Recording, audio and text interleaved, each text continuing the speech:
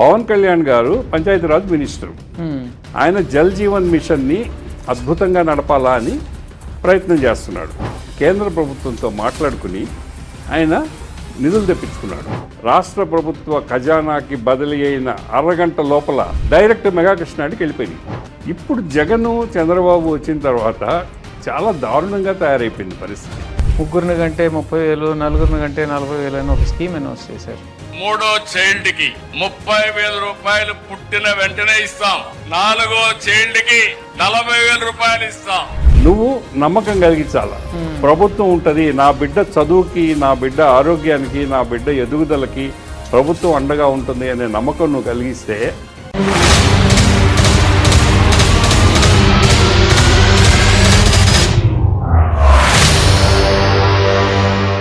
నమస్తే డోలేంద్ర ప్రసాద్ గారు, వెల్కమ్ నమస్కారం. బ్యాక్. ఒక్కరోజు ఆలస్యంగా జన్మదిన శుభాకాంక్షలు. Thank you. ఈ మధ్యకాలంలో మంచి వాతావరణం చూస్తున్నాం, పొలిటికల్ వాతావరణం. మన తెలుగు రాష్ట్రాల్లో కాదండి, తమిళనాడు కానీ కేరళలో కానీ మంచి సాంప్రదాయం. అంతకుముందు ఎవరన్నా అంటే రాజకీయాలు మాత్రం తమిళనాడులాగా ఉండకూడదు అనేవాళ్ళు. ఎందుకంటే ఒకరినొకరు ద్వేషించుకోవటం, ఒకళ్ళ మీద ఒకళ్ళు దాడులు చేసుకోవటం, అవన్నీ పోయి విజయ్ గెలిచిన తర్వాత స్టాలిన్ ఇంటికి వెళ్ళటం, వైగో ఇంటికి వెళ్ళటం, అందరి ఇళ్ళకి వెళ్ళటం, వాళ్ళు ఇతన్ని రిసీవ్ చేసుకునే తీరు కూడా చాలా బాగుంది. అటువంటి సాంప్రదాయం మన ఆంధ్ర రాష్ట్రంలో ఒకప్పుడు ఉండేది. దాన్ని వదిలేసుకుని తమిళనాడు వదిలేసిన దుష్ట సాంప్రదాయాన్ని మనం తెచ్చుకున్నాం. సో దీని నుంచి ఇప్పుడు చూస్తే ఈ స్పోర్ట్స్ మెన్ స్పిరిట్ అని మాట్లాడతారు అన్ని చోట్ల. ఇది మనం పరిపాలించే నాయకులకు ఉండవసరం లేదంటారా? ఖచ్చితంగా ఉండాలి. అది మన భారతీయ సంస్కృతి కూడా. తమిళనాడులో కూడా జయలలిత, కరుణానిధి మధ్య వ్యక్తిగత శత్రుత్వాలు బిల్డప్ అయిన తర్వాతనే ఆ వాతావరణం వచ్చింది. అంతకుముందు కామరాజు టాలెస్ట్ లీడర్. కామరాజును ఓడించాడు అన్నాదురై. ముఖ్యమంత్రిగా ప్రమాణ స్వీకారం చేయగానే ప్రమాణ స్వీకారం నుంచి నేరుగా కామరాజు గారింటికి వెళ్ళాడు. అక్కడికి వెళ్ళి ఆయన ఆశీర్వాదం తీసుకున్నాడు. ఓకే. అన్నాదురై ద్రవిడ పాలిటీషియను, నాస్తికుడు, అవన్నీ వేరే. బట్ కామరాజుని అంత గౌరవించాడు, తను ఓడించిన నాయకుడిని. ఆంధ్రాలో కూడా ఉండేది అది. ఆంధ్రాలో కూడా నాకు తెలిసి నేదురుమల్లి జనార్దన్ రెడ్డి ఆయన రెవెన్యూ మంత్రిగా ప్రమాణం చేయగానే పుచ్చలపల్లి సుందరయ్య గారు, గౌతుల అచ్చన్న గారు, చూపూడి యజ్ఞనారాయణ గారు, జైపాల్ రెడ్డి, వెంకయ్య నాయుడు ఆ రోజు ఉన్న అసెంబ్లీలో, ఒక కౌన్సిల్లో ఉన్న ప్రతిపక్ష నాయకులు అందరి ఇళ్ళకి వెళ్ళి కలిశాడు. అదొక కార్డియల్ అట్మాస్ఫియర్ ఉండేది. వైఎస్ రాజశేఖర రెడ్డి, చంద్రబాబు కూడా కార్డియల్ రిలేషన్ ఉండేది. చాలా మంచి మిత్రులు అంటారు కదా.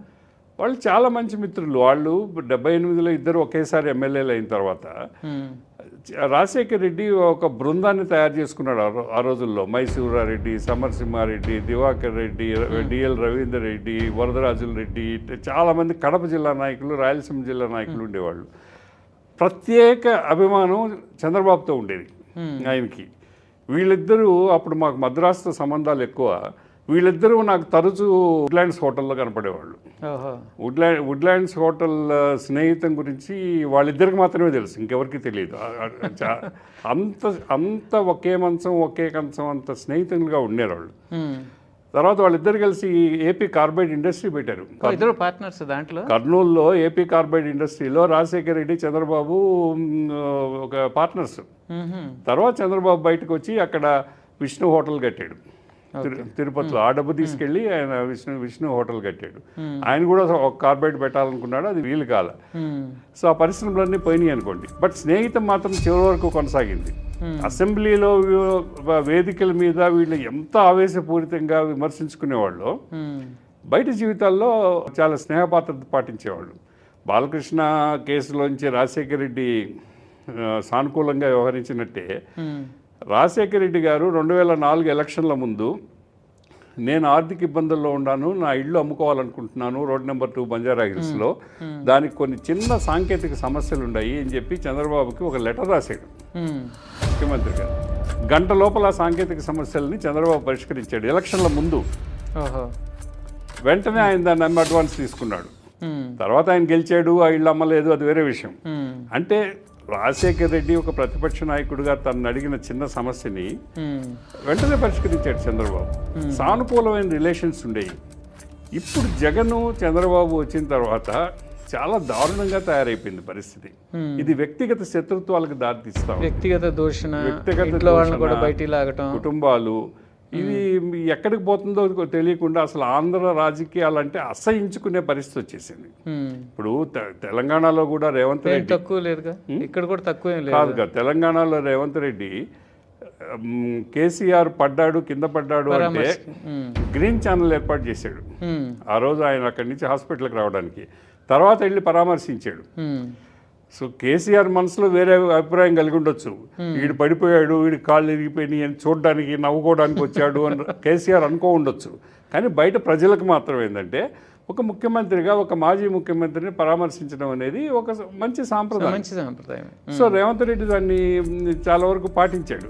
కానీ జగన్ ఏ రోజు దాన్ని పాటించలేదు, దానివల్ల చంద్రబాబు పాటించలేదు. కానీ ఈరోజు విజయ్ తమిళనాడులో నెలకొల్పుతున్న రాజకీయ సంస్కరణలు అది ఒకటి కాదు, ఏది స్టాలిన్ ఇంటికి వెళ్ళడము లేకపోతే ఇంకొకరి ఇంటికి వెళ్ళి ఆశీర్వాదం తీసుకోవడము అవి కాదు సమస్య, అంతకంటే గొప్ప చేశాడు. ఈరోజు మెడ్రాస్లో విజయ్ ట్రావెలింగ్కి ట్రాఫిక్ ఆపడంలా, ఒక్క లైన్ మాత్రం, ఒక్క రోడ్డు మాత్రం ఆపుతున్నారు. 3 lanes ఉంటాయనుకోండి, 2 lanes ట్రాఫిక్ వెళ్ళిపోతూ ఉంది. ఓన్లీ 1 laneలోనే విజయ్ ట్రాఫిక్ వెళ్తుంది. చాలా మార్పు టాస్క్ ఫోర్స్ చేశాడు. తమిళనాడులో మహిళలకు భద్రత లేదు అనే సమస్య వచ్చినప్పుడు ఇమీడియట్గా టాస్క్ ఫోర్స్ చేశారు, మహిళా అధికారులను నియమించాడు. ఒక 15-20 నిర్ణయాలు విజయ్ తీసుకున్న నిర్ణయాలు, ఆయన ప్రామిసులు వేరు. ఆయన ప్రామిసులు ఆయన అమలు చేయగలడా, 2500, 1000 రూపాయలు ఏదేదో ప్రామిసులు చేశాడు. ఆయన అలివి కాని ప్రామిసులు చేశాడు. అవి చేయగలడా లేదా అనేది పట్టించుకోవాల్సిన అవసరం ప్రజలకు లేనంత గొప్పగా విజయ్ పరిపాలనా సంస్కరణలు తెస్తున్నాడు. Very good. 9:30కి వచ్చి కూర్చుంటున్నాడు అసెంబ్లీ సెక్రటేరియట్లో, 10 గంటలకు కానీ స్టాఫ్ రారు. తన భోజనం తను తెచ్చుకుంటున్నాడు. విందులు వినోదాలు లేవు. ముఖ్యమంత్రి పేరుతో మనం పోయినసారి అనుకున్నాం, జగన్ ఇంటికి విజయవాడలోని 5-star హోటల్ నుంచి ప్రతిరోజు భోజనాలు వచ్చాయి. అటువంటివి లేవు. ఆయన చిన్న టిఫిన్ తెచ్చుకుంటున్నాడు, చిన్న టిఫిన్ తెచ్చుకొని ఆయన భోజనం ఆయన తినేసి సాయంత్రం 5 గంటలకు ఇంటికి వెళ్తున్నాడు. విజయ్ లాంటి ఒక లగ్జూరియస్ లైఫ్ నడిపే మనిషి అంత సామాన్యుడిగా మారడం అనేది ఒక గొప్ప విశేషం. ఇప్పుడు నేనో మీరో మనం సింపుల్గా బతికితే పెద్ద విషయం కాదు, కానీ వాళ్ళు సినిమా రంగంలో వాళ్ళు అత్యున్నతమైన లగ్జరీ చూశారు. వాళ్ళ లైఫ్ అసలు మన ఊహకు కూడా అందదు. అంత ఊహకు కూడా అందని లగ్జరీ అనుభవించేవాడు ఈరోజు అతి సామాన్యంగా వచ్చి ఒక ముఖ్యమంత్రిగా సీట్లో కూర్చొని పనిచేయడం అనేది ఒక గొప్ప విషయం. చంద్రబాబు కూడా నేర్చుకోవాలి దాని మీద. ఈ వయసులో అయినా సరే చంద్రబాబు విజయం చూసి నేర్చుకోవాలి. విజయవాడ నుంచి హైదరాబాద్ రావాలంటే చార్టర్ ఫ్లైట్లు, విజయవాడ నుంచి తిరుపతికి పోవాలంటే చార్టర్ ఫ్లైట్లు, విజయవాడ నుంచి పుట్టపర్తికి పోవాలంటే చార్టర్ ఫ్లైట్లు, కడపకు పోవాలంటే చార్టర్ ఫ్లైట్. ఎందుకు? చార్టర్ ఫ్లైట్ మీద ఎంత ఖర్చు అవుతుంది? ఎన్ని వందల కోట్ల రూపాయల ప్రజాధనాన్ని చంద్రబాబు లోకేష్ వృధా చేస్తున్నారు చార్టర్ ఫ్లైట్స్ మీద. కమర్షియల్ ఫ్లైట్లో పోతే ఏమన్నా ప్రమాదం జరిగిపోద్దా? నువ్వు ప్రతిపక్ష నాయకుడిగా కమర్షియల్ ఫ్లైట్లో తిరిగావు కదా. ఎన్నోసార్లు నేను చంద్రబాబు గారిని ఇండిగో మామూలు ఫ్లైట్లో ముందు సీట్లో కూర్చొని ప్రయాణించడం నేను చూశాను. నేను ఎక్కిన ఫ్లైట్లోనే ఆయన చాలాసార్లు ఎక్కాడు, నేను చూశాను. మరి ఆ రోజు లేని సమస్య నువ్వు ముఖ్యమంత్రి కాగానే ఎందుకు వచ్చింది? చార్టర్ ఫ్లైట్ ఎందుకు ఎక్కాలి నువ్వు? జగన్ చూసి నేర్చుకున్నాడంటారా? జగన్ చూసి నేర్చుకున్నాడు. గుంటూరు నుంచి గుంటూరుకి జగన్ చూసే నేర్చుకున్నాడు లగ్జరీ అనేది. కేసీఆర్ బీఆర్ఎస్ పార్టీ పెట్టేటప్పుడు దేశంలో అందరూ ముఖ్యమంత్రుల్ని కలిశాడు, ప్రతిపక్ష నాయకులు. కలకత్తాకు కూడా పోయాడు మమతా బెనర్జీ దగ్గరికి. ఆయన చార్టర్ ఫ్లైట్లో పోయాడు. ఒక పెద్ద కాన్వాయ్ నడిచింది కలకత్తాలో. ఇంటర్వ్యూ ఇవ్వడానికి కూడా ఇష్టపడలామే. ఎవరి డబ్బుతో వచ్చావు నువ్వు అన్నట్టుగా మాట్లాడింది. కేసీఆర్ చార్టర్ ఫ్లైట్లో వచ్చింది, మమతా బెనర్జీ ఒప్పుకోలేదు. ఎందుకు రావాలి నువ్వు? నన్ను కలవడానికి చార్టర్ ఫ్లైట్ ఎందుకు నీకు? ప్రజల డబ్బు ఎందుకు ఖర్చు పెడతావని చెప్పి క్వశ్చన్ చేసింది ఆమె. ఇప్పుడు ఈ విషయంలో డాబు దర్పం ప్రదర్శించడంలో ముఖ్యమంత్రులే కాదు, ఆఫ్టర్ ఆల్ ఎమ్మెల్యేలు కూడా కాన్వాయి సైరన్. దానికి ఇప్పుడు సుప్రీంకోర్టు రూలింగ్ ఉంది, సైరన్ ఎవరు వాడాలి ఎవరు వాడకూడదు, దాన్ని దుర్వినియోగం చేస్తున్నారు. సైరన్ అనేది ఓన్లీ ఈ క్యాబినెట్ మినిస్టర్స్ వీళ్ళు మాత్రమే వాడాలి అని చెప్పి. కానీ వాడు చూడండి ఎమ్మెల్యే కాన్వాయ్ వెళ్తుంది. ఎందుకు జరుగుతుంది? అక్కడ డిఎస్పీని, అక్కడ ఎస్ఐని, అక్కడ సిఐని ఎమ్మెల్యే ఇచ్చే లెటర్ మీదనే అపాయింట్ చేస్తున్నారు. ఆ సిఐ ఒక ఎమ్మెల్యే అనుగ్రహం కోల్పోతే 1 గంట లోపల అక్కడి నుంచి ట్రాన్స్ఫర్ చేస్తున్నారు. వాడు 10 లక్షలు 20 లక్షలు పైన ఆఫీసర్లకి ఎమ్మెల్యేలకి డబ్బులు ఇచ్చి ఆ సీట్లో వచ్చి కూర్చుంటాడు. వాడిని ట్రాన్స్ఫర్ చేస్తే ఆ డబ్బులు రావడికి 10 లక్షలు 20 లక్షలు పోతాయి. సో అందుకని ఆ డబ్బులు దానికి ఒక మార్గం ఎత్తుక్కున్నారు. సుప్రీంకోర్టు రూలింగ్ వచ్చినాక సైరన్ వాళ్ళ కారులో తీసేసి ముందున్న పోలీస్ కారు అది అధికారికంగా జరిగాయి. ఈ ఎమ్మెల్యేస్కి అసలు ఎమ్మెల్యేస్కి కాన్వాయ్ ఏంటి? కాన్వాయ్ ఎందుకు? అసలు ఎమ్మెల్యేస్కి గన్మెన్ ఎందుకండి? అసలు ఎస్కాట్ ఎందుకు? కాదు, గన్మెన్ ఎందుకు? ఇప్పుడు వాడు వచ్చేది ఏంటి? నేను సమాజ సేవ చేయడానికి, జనాన్ని ఉద్ధరించడానికి, ఈ ప్రాంత అభివృద్ధి చేయడానికి అని పెద్ద పెద్ద కబుర్లు చెప్తారు. పార్టీ మారినప్పుడు కూడా అదే చెప్తారు. అవును, నా ప్రాంతం అభివృద్ధి చేసుకోవటం కోసం నా రంగు మార్చానని.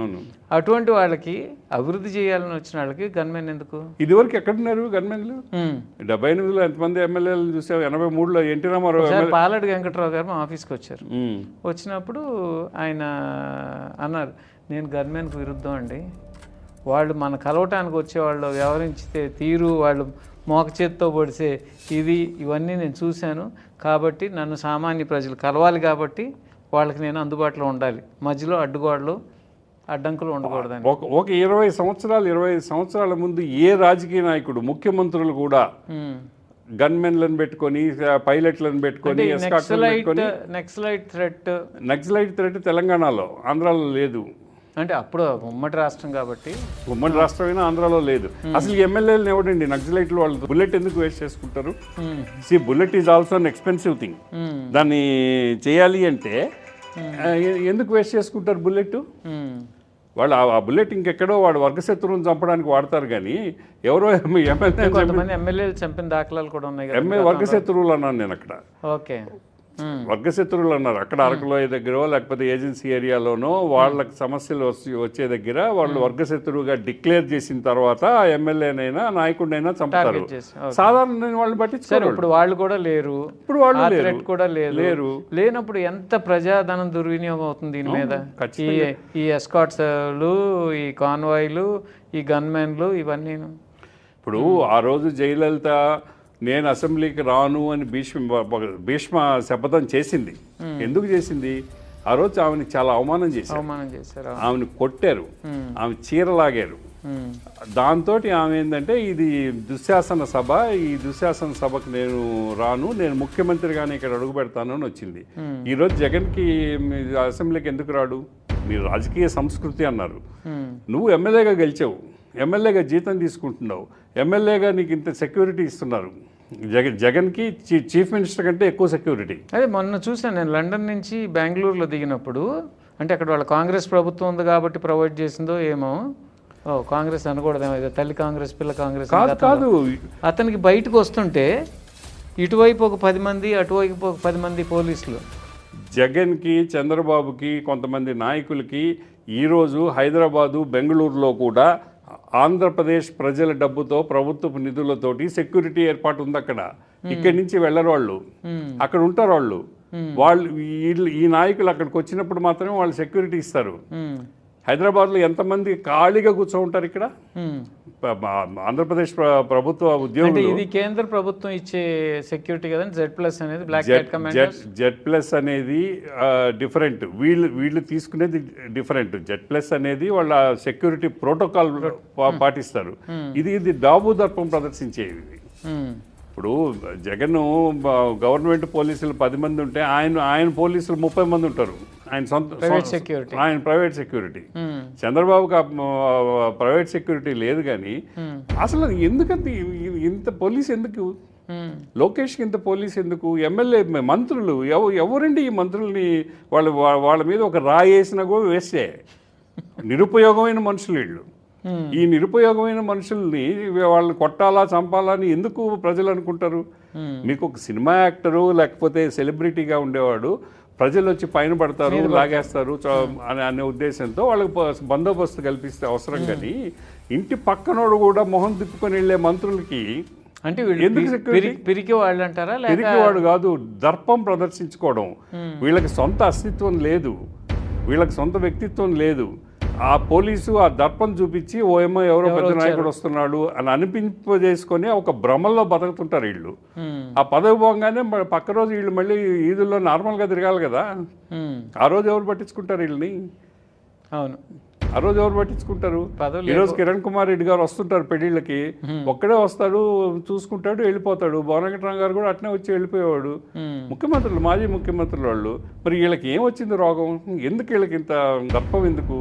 ఎవరి డబ్బుతో? ప్రభుత్వం డబ్బుతో. కేంద్ర ప్రభుత్వం కానీ రాష్ట్ర ప్రభుత్వం కానీ అవసరాన్ని మించి పోలీసు బందోబస్తు వాడేవాళ్ళు ఆ ఖర్చు వీళ్ళే భరించాలని ఒక నియమం పెట్టాలి, ఒక రూల్ పెట్టాలి. మన మోడీ గారు చెప్పినట్టు పొదుపు సూత్రాల్లో ఈ సూత్రాలు కూడా పెడితే ఖచ్చితంగా పెట్టాలి. Code of conduct for politicians and leaders in power. అవును, ఇది డెఫినెట్గా దుర్వినియోగం చేస్తే, బందోబస్తు పేరుతో నువ్వు ప్రజల డబ్బుని దుర్వినియోగం చేస్తే ఖచ్చితంగా ఆపాలా, దాన్ని నివారించాలా, ప్రజలు క్వశ్చన్ చేయాలి.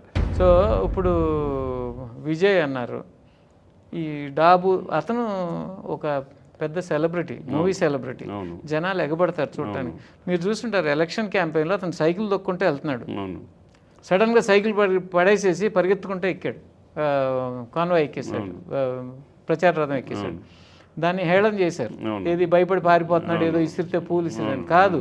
క్రౌడ్ పరిగెత్తుకుంటూ వస్తుంటే చూసి ఈ క్రౌడ్ మధ్యలో పడిపోయింటే నలిగిపోతాడో చచ్చిపోతాడో కూడా తెలియదు, అటువంటి పరిస్థితి ఉంటుంది అక్కడ, అన్ఇమాజినబుల్. సో అది వదిలేసి పరిగెట్టుకుంటూ వెళ్ళి ఎక్కేశాడు. ఇప్పుడు అటువంటి వ్యక్తే ఇవాళ కాన్వాయ్ లేకుండా సింగిల్ కార్లో వెళ్తున్నాడండి. ఇది సింగిల్ కాదు, మినిమం సెక్యూరిటీ ఉంది, పైలట్, ఎస్కార్ట్ ఉన్నాయి. ఓకే, సో బట్ ఎక్కడ ట్రాఫిక్ ఆపడం లేదు. సో అతను ఒక రకంగా ట్రెండ్ సెటర్ అయ్యి ఇటువంటి డాబులు దర్పాలు తగ్గించేటట్టు. ఇప్పుడు నేను అన్నట్టు ఇందాక ఈ స్పోర్ట్స్మెన్ స్పిరిట్, ఆ స్పిరిట్ని చూసే కేరళలో మొన్న జరిగిన ప్రమాణ స్వీకారానికి, సతీషన్ ప్రమాణ స్వీకారానికి పినరయి విజయన్ గారు కూడా వెళ్ళారు. వాళ్ళందరి దృష్టిలో ముఖ్యమంత్రి పదవి అనేది ఒక బాధ్యత, ప్రజలకు సేవ చేసేదానికి ఒక అవకాశం. ప్రజల అవకాశం ఇస్తే అవకాశాన్ని వాడుకొని దాన్ని బాధ్యతగా పనిచేసేవాళ్ళు. వీళ్ళకి అది ఒక అధికారం, దోచుకొని తినడానికో దర్పం ప్రదర్శించడానికో ఒక దుర్మార్గమైన భావాలతోటి వీళ్ళు ముఖ్యమంత్రులు అవుతున్నారు. అందువల్ల వీళ్ళకి సంస్కృతి ఉండదు. ఇప్పుడు విజయన్ లాంటోడో లేకపోతే అంతకుముందు ఉన్న కరుణాకరన్ను, అంతకుముందు ఉన్న అరుణాచలము, వీళ్ళందరూ కూడా చాలా సింపుల్గా ఉండేవాళ్ళు. జ్యోతిబస్ ఎంత సింపుల్గా ఉండేవాడు, దేవగౌడ ఎంత సింపుల్గా ఉండేవాడు. ఎంతమంది ముఖ్యమంత్రులు మీకు తెలుసో తెలీదో కానీ గుల్జారీ లాల్ నందా 3 సార్లు ప్రధానమంత్రిగా ప్రమాణ స్వీకారం చేశాడు. తాత్కాలిక ప్రధానమంత్రిగా 3 సార్లు ప్రమాణ స్వీకారం చేశారు. తర్వాత ఆయన ఎక్కడ పోయాడో ఏం పోయాడో ఎవరికి తెలియదు. ఒకరోజు ఒక పోలీస్ స్టేషన్లో కంప్లైంట్ వచ్చింది. ఒక 98-99 ఏళ్ల వృద్ధుడిని ఇంట్లో నుంచి బయటేశారు, ఆయన రోడ్లో ఉన్నాడు అని పోలీస్ స్టేషన్ కంప్లైంట్ వస్తే పోలీసు వాళ్ళు పోయి చూస్తే గుల్జారీ లాల్ నందా ఆయన ఒక బాడిగింట్లో ఉన్నాడు. ఆయనకి నెలకు 5,000 పెన్షన్ వచ్చేదంట. ఆ పెన్షన్ రావడం ఆగిపోయింది. ఆయన ఈ బాడుగిళ్ళు మారడంలో, అడ్రస్లు మారడంలో ఆయనకి పెన్షన్ రాలేదు. ఆ పెన్షన్ రాకపోయేటప్పటికి ఆయన బాడుగు కట్టలేకపోయేటప్పటికి ఇంటి యజమాని ఆయన తీసి బయట పండేశాడు. ప్రధానమంత్రి 3 సార్లు. లాల్ బహదూర్ శాస్త్రి తాష్కెంట్కి వెళ్ళినప్పుడు, ఆయన చనిపోయే ముందు, తాష్కెంట్లోనే చనిపోయాడు ఆయన, -18 -20 degrees టెంపరేచర్, భయంకరమైన చలి. ఆయన దగ్గరికి అద్దరు దుస్తులు తప్ప ఏం లేవు. కోటు కొనుక్కొని ఉన్ని దుస్తులు వేసుకోవడానికి ఆయన దగ్గర డబ్బులు లేవు. అట్నే వెళ్ళిపోయాడు ఆయన. ఆ చలిలో ఆయన గడగడ వణకడం చూసి, ఆయన ర్యాలీ జరుగుతుంది, తాష్కెంట్ వీధుల్లో ర్యాలీ జరుగుతుంది. ఒక చిన్న పిల్ల, ఒక బాలిక, రష్యన్ బాలిక, ఆమె కోటు తీసుకొచ్చి ఆయనకి కప్పింది. భారతదేశ ప్రధానమంత్రి కోటు కూడా లేదు ఆయనకి. ఖద్దరు దుస్తులతో రష్యాకి -18 degrees సెంటిగ్రేడ్లో వెళ్ళారు. ఇట్లా రాజకీయాల్లో నిరాడంబర జీవితము, రాజకీయాన్ని కేవలం ప్రజలకు సేవ చేసే ఒక అవకాశం మాత్రమే అని భావించే తరం అంతరించిపోతా ఉంది. రాజకీయం అనేది మనకి తాతలు ఇచ్చిన ఆస్తి, ఈ ఆస్తిని మనమే అనుభవించాలా, ప్రజలెవడు అసలు, ఈ గనులు మనయే, ఈ భూములు మనయే, ఇటువంటి దుర్మార్గమైన దుష్ట ఆలోచనలతోటి ఈరోజు మంత్రులు అవుతున్నారు. సో దానివల్ల సంస్కృతి ఆటోమేటిక్గా మారిపోతుంది. ఇక్కడ ఏంటంటే వాటాల పంపకం. నేను ముఖ్యమంత్రిగా ఉన్నాను, నేను ఎంత సంపాదించాను, ఆ తర్వాత వచ్చే ముఖ్యమంత్రికి ఏమనిపిస్తుంది అంటే వాడు 10,000 కోట్లు సంపాదించాడు, నేను 15 అన్నా సంపాదించాలి కదా. సో అది ఏమవుతుంది, వాడి ఇన్కమ్ని నువ్వు దెబ్బ కొడుతున్నావు, వాడి ఇన్కమ్ నువ్వు దెబ్బ కొడుతున్నావు. వీళ్ళు పోటీ పడేది సంపాదనలోనే, కేవలం సంపాదనలోనే. ప్రజా సేవలో వీళ్ళెవరూ చేయడం లేదు. వీళ్ళెవరు ఎన్టీ రామారావులు కాదు. ఇప్పుడు దీనికి ఒక ఉదాహరణగా ఇవాళ పొద్దునే ఎవరో చెప్తున్నారు, ఎంతవరకు నిజమో నాకు తెలియదు, లాల్ బహదూర్ శాస్త్రి గారు తాష్కంట్ వెళ్ళినప్పుడు అగ్రిమెంట్ తర్వాతే కదా చనిపోయింది. సో దానికి వెళ్ళటానికి ఒక 48 గంటల ముందు ఆయనకి ఛాతీ నొప్పి వచ్చిందంట. అది ఆయనకి చూసాయిగా తెలుసు. ఛాతీ నొప్పి, హార్ట్ అటాక్ వచ్చినాక మళ్ళీ 48 అవర్స్లో రిపీట్ అయ్యే ఆస్కారం చాలా ఉంది. కానీ ఆయనకి ముఖ్యం ఏది? దేశం ముఖ్యం, ఆ అగ్రిమెంట్ ముఖ్యం, తాష్కంట్ అగ్రిమెంట్ ముఖ్యం. కాబట్టి వాళ్ళ సొంత మనుషులు పక్కన ఉండేటువంటి పిఏలు వాళ్ళు వారించినా కానీ కాదు నేను వెళ్ళి తీరాలని వెళ్ళారు. ఏదో విషప్రయోగం అది ఇది అనుకుంటాం కానీ దేశం కోసం వాళ్ళు ప్రాణత్యాగం చేశాడు, ఆస్తులు త్యాగం చేశారు, ప్రాణాలు త్యాగం చేశారు. ఏ నాయకుడైనా కూడా మీకు ఆ తరంలో ఉండే నాయకులు, ఇందిరాగాంధీ అయినా ఇంకెవరైనా, లేకపోతే మన నీలం సంజయ్ రెడ్డి గారైనా, కాసు బ్రహ్మానంద రెడ్డి గారైనా, వెంగళరావు గారైనా, అన్నన్ని సంవత్సరాలు ముఖ్యమంత్రులుగా రాష్ట్ర రాజకీయాలు, దేశ రాజకీయాలని ప్రభావితం చేసిన వాళ్ళు చనిపోయేటప్పుడు వాళ్ళ దగ్గర ఏముంది? నీలం సంజీవ్ రెడ్డి ఒక పెద్ద భూస్వామి, 1000 ఎకరాలు ఉండే భూస్వామి. ఆయన చనిపోయేటప్పటికి ఏమన్నా మిగిలింది? ఆయనకి మిగలలేదుగా. తరిమెల నాగిరెడ్డి, నీలం సంజీవ్ రెడ్డి 2 కుటుంబాలు కలిగితే ఒక పెద్ద జమీందారు, వెంకటగిరి జమీందారు కంటే పెద్ద కుటుంబం అది. ఇద్దరికి ఏం మిగలలేదు. ఎందుకు మిగలలేదు? వాళ్ళకున్న ఆస్తుల్ని ప్రజల కోసం ఖర్చు పెట్టారు వాళ్ళు. మరి ఈరోజు ఏం చేస్తున్నారు?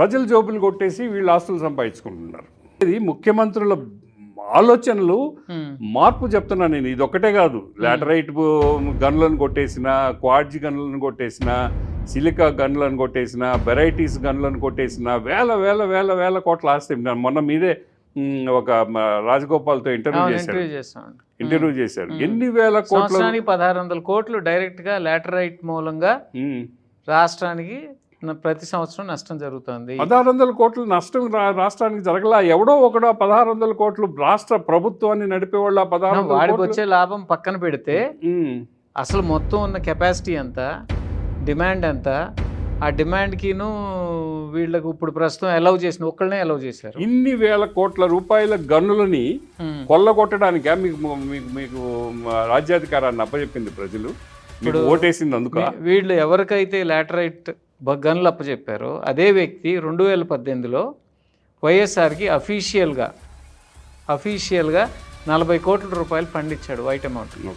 ఓకే, ఇది రిపోర్టెడ్. ఇప్పుడు జగన్ దుర్మార్గాలు చేశాడు, దౌర్జన్యాలు చేశాడు అని చెప్పి ఆయన ధనమాన ప్రాణాలను రక్షించడం లేదు, భక్షిస్తున్నాడు, ప్రజల ధనాన్ని భక్షిస్తున్నాడు, ప్రజల ప్రాణాలను భక్షిస్తున్నాడని భయపడిపోయి తెలుగుదేశం పార్టీ, చంద్రబాబు నాయుడు గారు అయితే ఒక గొప్పగా మన ప్రజల్ని రక్షిస్తాడు అని చెప్పి నీకు అధికారం అప్పచెప్తే నువ్వేం చేస్తున్నావు? జగన్ మేలు అనిపిస్తున్నావు. అంటే ఒక్క దాంట్లోనే కాదు కదా, ఏదో ఎన్ఆర్ఐలో ఏం జరిగిందో నాకు. గనుల సంగతి చెప్పండి,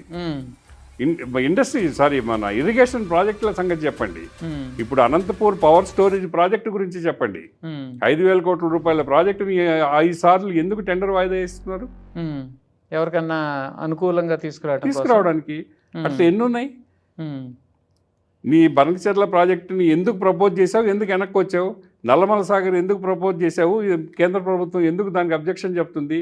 ఇదంతా ప్రజా ధనాన్ని కొల్లగొట్టడానికి చేసే పనే.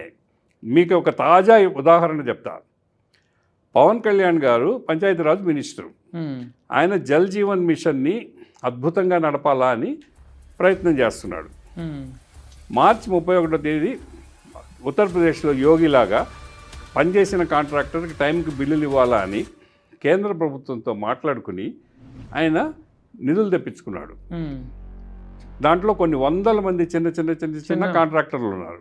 నాకు కొంతమంది ఫోన్ చేశారు. వాళ్ళందరికీ డబ్బులు ఇవ్వడం కోసంగా కేంద్ర ప్రభుత్వం నుంచి తెచ్చుకున్నారు. అది వచ్చిన ఆ నిధులు రాష్ట్ర ప్రభుత్వ ఖజానాకి బదిలీ అయిన అరగంట లోపల డైరెక్ట్ మెగా కృష్ణాడికి వెళ్ళిపోయినాయి. 2014 నుంచి 2019 వరకు చిన్న కాంట్రాక్టర్లు వర్కులు చేసి బిల్లులు ఆగిపోయి అసలు వాళ్ళు సూసైడ్ చేసుకునే పరిస్థితిలో ఉన్న కొంతమంది ఉన్నారు. అటువంటి వాళ్ళకి 19 నుంచి 24 వరకు అసలు దానికి సమస్యే లేదు, తీసి పక్కన పారేశారు. మొత్తం అంతా కూడా ఇప్పుడు అసలు వాళ్ళకి పేమెంట్ ఇవ్వకోకుండా ఇలాంటి బడా బడా కాంట్రాక్టులకు మాత్రమే పేమెంట్. పవన్ కళ్యాణ్ దాన్ని సీరియస్గా తీసుకుని అది పొత్తు విచ్ఛిన్నం అవద్దా అనేంత దూరం వెళ్ళింది.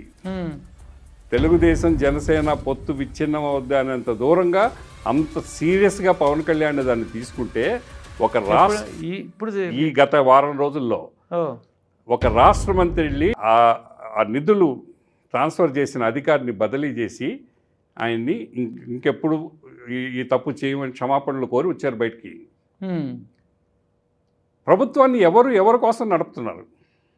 రాజకీయ సంస్కృతిలో మార్పు అనేది ప్రభుత్వం ఎవరి కోసం నడవాలి, ఎవరి కోసం నడుపుతున్నారు? బడా కాంట్రాక్టర్లు, బడా ఇండస్ట్రియలిస్టులు వచ్చిన డబ్బు వచ్చినట్టు వాళ్ళకి ఖజానా నుంచి పంపించేస్తూ ఉంటే. ఇప్పుడు ఇదే చంద్రబాబు నాయుడు గారు కొన్ని సంస్కరణలు తీసుకొచ్చారు. ఫస్ట్ ఇన్ ఫస్ట్ అవుట్, ఎవరు ఫస్ట్ బిల్లు పెట్టుకుంటారో వాళ్ళకి అది సీరియల్ ప్రకారం పేమెంట్ చేయాలి అని చెప్పి వీటినన్నిటిని వాయిలేట్ చేస్తూ పేమెంట్. ఇప్పుడు ఎవరు దాన్ని పట్టించుకుంటున్నారు? మీకు తెలుసో తెలీదో, ఎవరికి పేమెంట్ ఇస్తున్నారో ఆర్థిక మంత్రికి కూడా తెలియదు.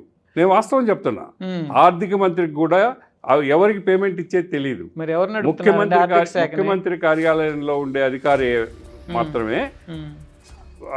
ముఖ్యమంత్రి కాకుండా డిఫాక్టో ముఖ్యమంత్రి దగ్గర నుంచి వచ్చే మెసేజ్లను బట్టి బిల్స్ పే అవుతాయి. అంటే ప్రతి మంత్రికి ఒక షాడో ఉన్నాడా? ప్రతి మంత్రికి కాదు, ఒక డిఫాక్టో మంత్రికి. ఒక డిఫాక్టో ముఖ్యమంత్రి ఆయన చెప్తే తప్ప బిల్లు శాంక్షన్ కాదు, నిధులు విడుదల కావు. ఆర్థిక మంత్రి నామమాత్రుడు, ముఖ్యమంత్రి నామమాత్రుడు. అసలు ప్రభుత్వాన్ని ఎవరు నడుపుతున్నారు? నాకు ఇది సర్ప్రైజ్గా ఉంది. నేనే ఫేస్ చేస్తాను అనుకున్నా ఈ సిచ్యువేషన్. మైనింగ్ మంత్రిని ఏదో అడిగితే నన్ను కాదండి, పలానా ఉత్తరాంధ్రలో ఉండే ఒక నాయకుడు కొడుకుని అడగండి, ఆయన చూసుకుంటున్నాడు మైన్స్ అన్నారు.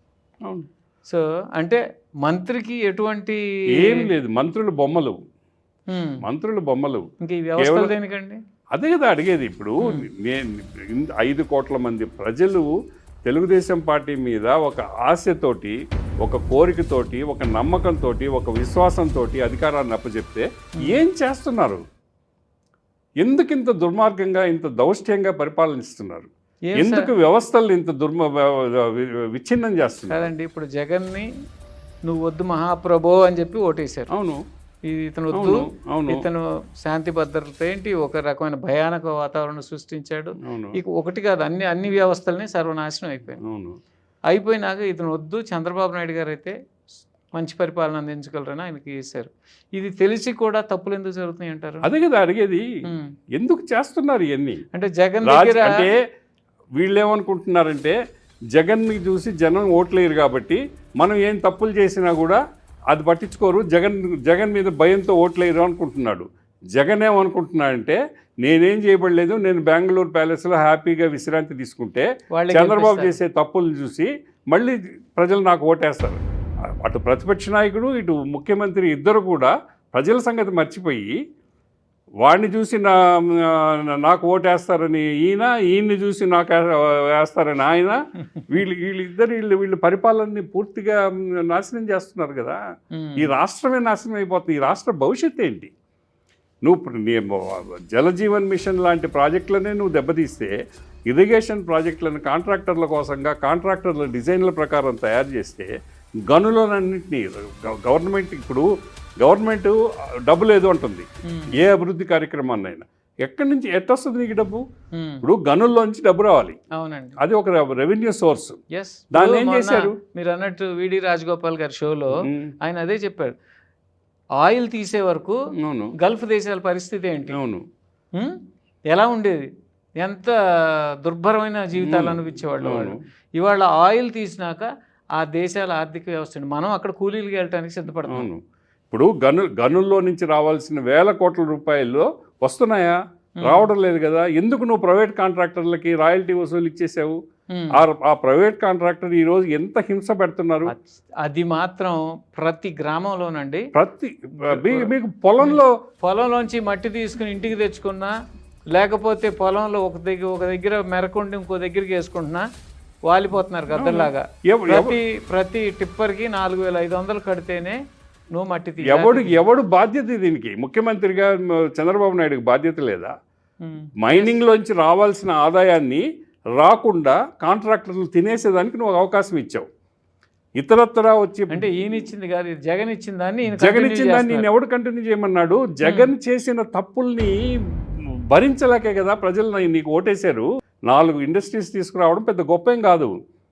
రాష్ట్రంలో రాజకీయ వాతావరణం బాగుంది కాబట్టి, సుస్థిర ప్రభుత్వం ఉంది కాబట్టి, కూటమి పైన కేంద్ర ప్రభుత్వం ఆశీర్వాదాలు ఉన్నాయి కాబట్టి పరిశ్రమలు పెట్టడానికి ముందుకు వస్తున్నారు. మన రాష్ట్రంలోనే నా పరిశ్రమలు పెట్టేది, ఇంకెక్కడ పెట్టడం లేదా? తమిళనాడులో లేవా? గుజరాత్లో లేవా? మహారాష్ట్రలో లేవా? ఎన్ని పరిశ్రమలు వస్తున్నాయి? వాళ్ళంతా అక్కడ ఏ ముఖ్యమంత్రి కూడా ఒక పరిశ్రమకి ఇంత ప్రచారం చేసుకోవడం నేను ఎప్పుడు చూడలే. అంటే దీంట్లో నా స్థాయికి మించింది ఒక డైలాగ్ చెప్తాను. చెప్పండి. ఏ నాయకుడైనా సరే ఎంట్రీ ఎంత ఘనంగా ఉన్నది గొప్ప కాదు, ఎగ్జిట్ ఎంత ఘనంగా ఉన్నది అన్నది గొప్ప. నువ్వు ఎగ్జిట్ చేసేటప్పుడు నువ్వు సృష్టించేటువంటి నిన్నే మా వాళ్ళు చెప్తున్నారు, ఒక చేకూరు కాశీ గారు అని చెప్పి తెలుసు ఖమ్మంలో, ఆయన ఇంకొక నాయకుడిని కలిసినప్పుడు నువ్వు ఇవాళ ఏదో వాపును చూసి బలుపు అనుకోవద్దు, నీ ప్రయాణం ఎంత బాగా జరగాలంటే నువ్వు ఎగ్జిట్ అయ్యేటప్పుడు కూడా చాలా ఉన్నతమైన స్థాయి నుంచి నువ్వు ఎగ్జిట్ అవ్వాలి. ఇప్పుడు చంద్రబాబు నాయుడు గారు కూడా మీరు చెప్పేవన్నీ ఏంటంటే బాధాకరంగా ఉన్నాయి. ఆయన స్థాయికి పడకూడదు, ఆయన స్థాయికి అవసరం లేదు. ఈ డబ్బు ఏం చేసుకుంటారు? ఇప్పుడు జగన్ దగ్గర లేని డబ్బా వీళ్ళ దగ్గర ఉన్నదా? ఎందుకు ఓడిపోయాడు జగన్? డబ్బుతో గెలుస్తారా? ప్రజలు ఓటేస్తారా డబ్బుతో? ఏఎంకే దగ్గర ఏఐడిఎంకే దగ్గర డబ్బు లేదా? విజయ్ రూపాయి లేకుండా విజయ్కి ఎట్ట ఓటేశారు? కేరళలో ఏమన్నా డబ్బు ఇచ్చి గెలిచారా? కేజ్రీవాల్ ఏమన్నా డబ్బు ఇచ్చి గెలిచాడా? కేజ్రీవాల్ ఢిల్లీలో గెలవడం కాదు, కేజ్రీవాల్ పేరుతో పంజాబ్లో కూడా గవర్నమెంట్ ఏర్పడింది. డబ్బుతో జరిగిందా? కాదు కదా. ఇంకోటి అంటే డోరేంద్ర ప్రసాద్ గారు ఈ మధ్య చంద్రబాబు నాయుడు గారు 3 కంటే 30,000, 4 కంటే 40,000 అని ఒక స్కీమ్ అనౌన్స్ చేశారు. దీని మీద మీ అభిప్రాయం ఏంటి? 3వ చైల్డ్కి 30,000 రూపాయలు పుట్టిన వెంటనే ఇస్తాం. 4వ చైల్డ్కి 40,000 రూపాయలు ఇస్తాం. చంద్రబాబు గారు ఆలోచనలు లాంగ్ టర్మ్లో ఉంటాయి ఎప్పుడు కూడా. ఆయన 1999లోనే విజన్ 2020 చేశాడు. అన్ని సంవత్సరాల ముందు తర్వాత జరగబోయేదాన్ని ఆలోచిస్తాడు. ఇప్పుడు ఆయన చేస్తుండే ప్రచారం భారతదేశానికి, ఆంధ్రప్రదేశ్కి చాలా అవసరమైన ప్రచారమే. ఫర్టిలిటీ రేట్ పడిపోయింది. ఫర్టిలిటీ రేటు భారతదేశంలో ఈరోజు 1.9. అంటే ఒక మహిళ 1.9 కంటే తక్కువ గంట. ఆంధ్రప్రదేశ్ 1.5, అంటే అంతకంటే తక్కువ ఉంది దేశ యావరేజ్ కంటే. రీప్లేస్మెంట్ అంటే జననాలు మరణాలు, ఎంతమంది చనిపోతారు, ఎంతమంది పుడతారు, దానివల్ల జనాభా సమతౌల్యంగా ఉంటుంది అని అంటే international standard is 2.1. 2.1 fertility rate ఉంటే మీకు జనాభా సమతుల్యత ఉంటుంది. 1.5 అంటే ఫ్యూచర్లో చాలా సమస్యలు ఎదుర్కోపోతాం. ఇప్పుడు మనం రష్యాని, జపాన్ని చూస్తే, జపాన్, సౌత్ కొరియా, యూరోప్ ఇవన్నీ కూడా ఏజ్డ్ నేషన్స్. జపాన్లో 85 సంవత్సరాలకు కూడా డాక్టర్కి రిటైర్మెంట్ ఇవ్వరు. 85 ఇయర్స్లో గవర్నమెంట్ డాక్టర్గా పనిచేసే వాళ్ళు ఉన్నారు. ఏమంటే పిల్లలు లేరు, వాళ్ళని రీప్లేస్ చేసేదానికి డాక్టర్ లేరు. రోజుకి సంవత్సరానికి పనిచేసే జనాభా సంఖ్య తగ్గిపోతూ ఉంది.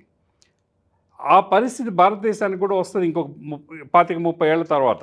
ఇవాళ కాదండి, చంద్రబాబు నాయుడు గారు, ఐ స్టిల్ రిమెంబర్ 2006-07లో ఆయనతో పాటు నేను యూఎస్ ట్రావెల్ చేశాను. అప్పుడు కూడా ప్రతి వేదిక మీద చెప్పేది ఏంటంటే India is the youngest nation. ఎందుకంటే యువకులు ఎక్కువ, వృద్ధులు తక్కువ. అప్పుడు గతంలో 1970లో మన తల్లుల ఫర్టిలిటీ రేటు 5.2 ఉండేది 1970స్లో. ఇవాళకి వచ్చేసరికి మీరు 1.5కి పడిపోయింది. ఇంత డ్రాస్టిక్ ఫాల్. ఇప్పుడు వరల్డ్ స్టాటిస్టిక్స్ కూడా చెప్పేది ఏంటంటే బై ఇండియా కనుక 170 కోట్లు రీచ్ అయిన తర్వాత నుంచి కిందకి డ్రాప్ మొదలవుతుంది.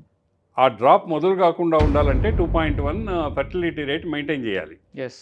మనకు 1.5 ఉంది. 1.5 ఉంది కాబట్టి దాన్ని అత్యవసరంగా పెంచాల్సిన అవసరం ఉంది. అందువల్లే చంద్రబాబు గారు ఎక్కువ సంతానాన్ని కనమని చెప్తున్నాడు.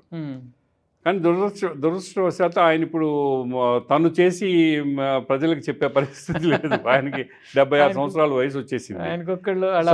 కనీసం ఆయన కొడుకైనా ఆయన దాన్ని ఆచరించమని సలహా ఇస్తే బాగుంటుంది. కానీ ప్రజలు ఎందుకు సంతానం ఎక్కువ వద్దనుకుంటున్నారు అనే దాని మీద ప్రభుత్వం ఒక సమగ్రమైన పరిశీలన చేయాలి. కేవలం ఆర్థిక కారణాలు అయితే మాత్రం కాదు. ఉమ్మడి కుటుంబాలు విచ్ఛిన్నం కావడం ఒక కారణం. ఇప్పుడు సిటీస్లో ఈ ఉద్యోగాలు వచ్చి వైఫ్ అండ్ హస్బెండ్ ఇద్దరు ఉద్యోగాలకు వెళ్ళిన తర్వాత పిల్లల పెంపకం అనేది ఒక పెద్ద సమస్యగా మారింది. చాలామంది చదువుకున్న పిల్లలు పెళ్ళిళ్ళు వద్దనుకుంటున్నారు. రెండోదేమో పెళ్లి చేసుకున్న పిల్లలు వద్దనుకుంటున్నారు. పెద్ద సమస్యగా మారింది. చాలా పెద్ద సమస్య. తల్లిదండ్రులు ఎక్కడో ఉంటారు, వీళ్ళు ఎక్కడో ఉంటారు. ఆ పిల్లల్ని ఎక్కడ వదిలిపోవాలి? వాళ్ళు ఆఫీసులకు వెళ్ళాలంటే ఎక్కడ వదిలిపోవాలి? అందువల్లే వాళ్ళు ఎక్కువ మంది పిల్లలు వద్దనుకుంటున్నారు. సో మీకు ఫిన్లాండ్ లాంటి, నార్వే లాంటి దేశాల్లో ఏ స్టాండర్డ్స్, ఏ ప్రమాణాలు పాటిస్తున్నాయో ఒకసారి అధ్యయనం చేయాలి. పిల్లల బాధ్యత ప్రభుత్వం తీసుకోవాలి. 20,000 ఇస్తాను, 30,000 ఇస్తాను, 40,000 ఇస్తాను, దీంతో ఏమి కాదు. వృద్ధుల బాధ్యత ఎట్ట ప్రభుత్వం తీసుకోవాలో ఇప్పుడు పిల్లల బాధ్యత కూడా ప్రభుత్వం తీసుకోవాలి. నేను ఒక ఉదాహరణ చెప్తా. నేను ఫ్రాన్స్ వెళ్ళినప్పుడు అక్కడ ఎయిర్పోర్ట్లో ఉన్నప్పుడు ఒక ఇండియన్ కలిశాడు. మామూలుగా నాకు చాలా టైం ఉంది ఫ్లైట్కి, ఏం చేస్తుంటావు అని అడిగాడు. నేను ఏం చేయను అన్నాడు. మరి ఫ్రాన్స్ వచ్చి నువ్వు ఇండియన్వి ఇక్కడ ఎలా బతుకుతావు అన్నా. నాకు 5 పిల్లలు ఉన్నారండి. 5 పిల్లల నిమిత్తం ప్రభుత్వం మొత్తాన్ని ఖర్చులు ఇచ్చి తల్లిదండ్రుల పోషణకు కూడా డబ్బులు ఇస్తుంది. సో నేను పిల్లలకి అనే పని మాత్రమే చేస్తానని చెప్పి. రష్యా కూడా అంతే. ఎందుకంటే అక్కడ పిల్లలు లేరు, ఆ దేశంలో పిల్లలు కనేవాళ్ళు లేరు. ఇప్పుడు మన పరిస్థితి కూడా అలాగే దాపురిస్తే ఇవాళ మీరు చూసినట్టయితే ప్రపంచంలో ఏ మూలకి వెళ్ళినా ఒక ఇండియన్ అనేవాళ్ళు డెఫినెట్గా కనిపిస్తారు. వాళ్ళ లైఫ్ స్టైల్, వాళ్ళ ఎకనామిక్ కేపబిలిటీ అండ్ కెపాసిటీ వాళ్ళకి చాలా ఎక్కువ ఉంటుంది.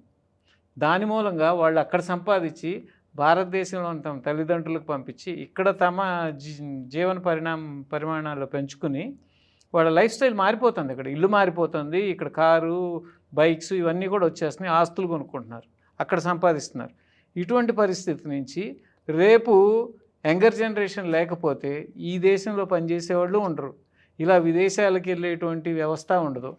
ఏమైపోతుంది అప్పుడు దేశం? మీకు నార్వే ఇటువంటి సమస్యకి వాళ్ళు ఎవరింట్లో అయినా ఒక బిడ్డ పుడితే వాళ్ళ దృష్టిలో అది దేశ సంపద.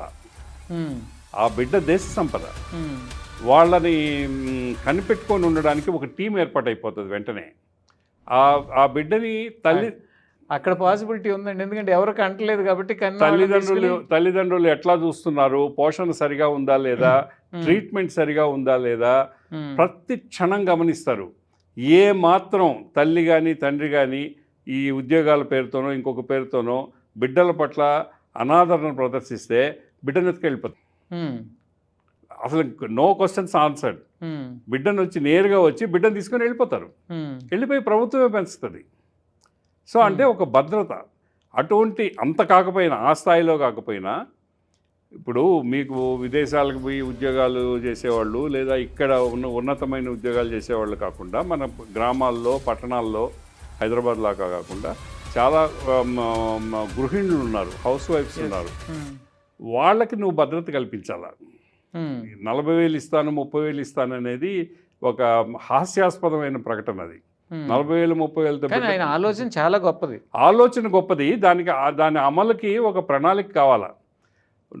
ఆ గృహిణికి నువ్వు నమ్మకం కలిగించాలా. ప్రభుత్వం ఉంటుంది, నా బిడ్డ చదువుకి, నా బిడ్డ ఆరోగ్యానికి, నా బిడ్డ ఎదుగుదలకి ప్రభుత్వం అండగా ఉంటుంది అనే నమ్మకం నువ్వు కలిగిస్తే మూడో బిడ్డను కనడానికి గవర్నమెంట్ ఎప్పుడో కొన్ని స్కీములు పెట్టిందండి. ఈ అంగన్వాడీలను పెట్టి వాళ్ళకి పోషకాహారాలు ఇవ్వాలని చెప్పి ఇలాంటివన్నీ. కానీ ఇవన్నీ ఎంత దుర్వినియోగం అవుతాయి, ఎంత అసలు అక్కడ చూస్తే క్వాలిటీ ఆఫ్ ఫుడ్ వాళ్ళకి ఇచ్చేది, ఆ పిల్లలకి ఇచ్చేది అవి ఇంప్రూవ్ చేయాలి. అంగన్వాడీల వల్ల కూలీలకు వెళ్ళే మహిళలకి చాలా ఉపయోగం ఉంది. పల్లెల్లో అంగన్వాడీల వల్ల కూలీ పని చేసుకునే, అది తప్పంటలేదు నేను. అక్కడ ఇచ్చే క్వాలిటీ ఆఫ్ ఫుడ్ అది పెంచాలి. ప్రభుత్వ బాధ్యత అది. వాటన్నిటిని నువ్వు నా బిడ్డ నా ఇంట్లో ఏ సుఖాలతో బతుకుతుందో, ఏ క్వాలిటీతో బతుకుతుందో ప్రభుత్వం కూడా అదే క్వాలిటీ ఇవ్వగలగాలి. ఆ నమ్మకం కలిగించాలి. ఆ నమ్మకం కలిగిస్తే సంతానోత్పత్తి పెంచుకోవడానికి ఎవరు ఇబ్బంది పడరు. ఆర్థిక భద్రత లేకపోవడం అనేది ఒక సమస్య. పిల్లల ఆలనా పాలన చూసేవాళ్ళు లేకపోవడం ఒక సమస్య. ఈ వృద్ధాశ్రమాలు వీటి వల్ల ఏంటంటే ఒక వయసు వచ్చిన తర్వాత పెద్దవాళ్ళందరూ వృద్ధాశ్రమాలకి వెళ్ళిపోతున్నారు. ఇంట్లో యంగ్ కపుల్స్కి వాళ్ళ పిల్లల్ని చూసేదానికి పెద్దలే లేరు. మన సామాజిక జీవితము, మన వైవాహిక జీవితాల్లో వస్తున్న పెను మార్పులకి ఉమ్మడి కుటుంబాలు లేదా పెద్దల ఆలనా పాలన లేకుండా పిల్లలు పెరగడం అనేది కూడా ఒక కారణం. ఇప్పుడు మొగుడు పెళ్ళం గొడవ వేసుకుంటే ఇంట్లో అమ్మ, నాన్న, అత్త, మామ ఉంటే సర్ది చెప్తారు. ఇప్పుడు సర్ది చెప్పేవాడు లేడు. సొసైటీలో ఉండే ఆ ఫ్యాబ్రిక్ డిస్ట్రాయ్ చేసేసుకుంటారు. ఒక వాట్సాప్ మెసేజ్తో విడాకులు అయిపోతున్నాయి. ఆవేశంతో చేసుకునే వాట్సాప్ మెసేజ్లతో విడాకులు అయిపోతున్నాయి. జీవన ప్రమాణాలు పెరిగిన తర్వాత అమెరికాలో లాగానే ఇక్కడ కూడా ఇళ్లల్లో పనిచేసేదానికి మనుషులు దొరకట్లేదు. మనకు తెలిసి మన చిన్నతనంలో అన్ని పనులకి మనుషులు ఉండేవాళ్ళు. అవునండి. ఈ రోజు మనుషులు లేరు. మరి పట్టణాల్లో ప్రొడక్టివిటీ తగ్గిపోవటం మూలంగా కూడా సిటీస్లో ఇంట్లో పనిచేసేదానికి, వంట చేసేదానికి, ఇంకో దానికి దొరకడంలా. దానివల్ల ఏమవుతుందంటే ఉద్యోగాలు చేసుకునే దంపతులు పిల్లలు వద్దనుకుంటున్నారు. ఇటువంటి సమస్యలు చాలా ఉన్నాయి. ఈ సమస్యలన్నింటినీ పరిశీలన చేసి ఎందుకు జనాభా రేటు తగ్గిపోతుంది అనేది అధ్యయనం చేసి దానికి సంబంధించిన ప్రణాళిక చంద్రబాబు గారు రూపొందిస్తే అది రాష్ట్రానికి దేశానికి చాలా మేలు చేసిన వాడు అవుతాడు. ఆయన ఆలోచన గొప్పది, చాలా గొప్పది. కానీ ఆచరణ 30,000 40,000 బహుమానంతో సరిపెట్టకూడదు. చాలా తేలిగ్గా తీసేసినట్టు అయిపోయింది. గొప్ప ఆలోచనని చాలా తేలిక చేసేసినట్టు అయిపోతుంది. ఆయనకి మనం చేయగలిగిన విజ్ఞప్తి ఏంటంటే దీన్ని ఒక పరిశీలన చేసి ఒక మంచి ప్రణాళిక తయారు చేసి దంపతులకి ప్రభుత్వం తరఫున ఒక నమ్మకాన్ని, విశ్వాసాన్ని కలిగించి మీ బిడ్డల భవిష్యత్తుని మేము చూసుకుంటాం, మీ బిడ్డల పోషణని మేము అండగా ఉంటాం. యూరోపియన్ దేశాల్లో ఏ దేశాల్లో అయితే ఇటువంటి స్కీమ్స్ ఉన్నాయో పిల్లల్ని కంటానికి ప్రోత్సాహకాలు ఇచ్చాయి, అటువంటి స్కీమ్స్ తీసుకొచ్చి ఇక్కడ ఇంప్లిమెంట్ చేయగలగాలి. మనకి ఆ దేశాల పరిస్థితులు వేరు, మన దేశాల పరిస్థితులు వేరు. కానీ ఆ స్ఫూర్తిని తీసుకొని మన పరిస్థితులకు అనుగుణంగా కార్యక్రమాలను రూపొందించాలి. అది ఆ కార్యక్రమాలు రూపొందిస్తే జనాభా పెరిగేదానికి అవకాశం ఉంటుంది. ఖచ్చితంగా ఉంటుంది. ఐ థింక్ ఇప్పుడు మన డిస్కషన్ ద్వారా అన్న కొంత మార్పు చేర్పులు వస్తాయని ఆశిద్దాం. Thank you very much.